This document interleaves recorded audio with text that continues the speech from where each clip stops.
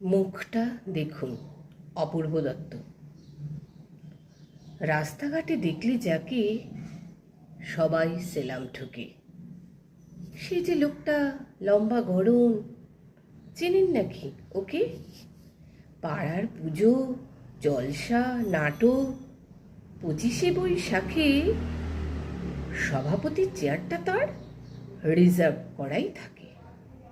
Football চাই, এ নাও টাকা। Carrom কিনবে, নাও। মাংস খাবে, জলুর দোকান বলাই আছে, যাও। না চাইতেই বাড়িয়ে দেন 500,000 টাকা। হেসে বলেন, জানিস তো সব তোদের জন্যই রাখা। লোকের মুখেই শুনেছি তিনি বিখ্যাত কারবারি। সেই সুবাদী শহরে তার 27খানা বাড়ি।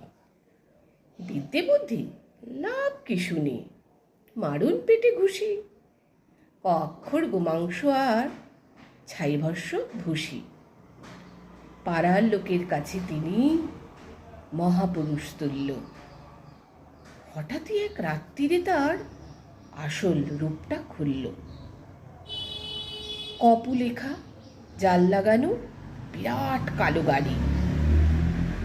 রাত 2টোতে চুপি সারি ঘিরে ফেলল বাড়ি।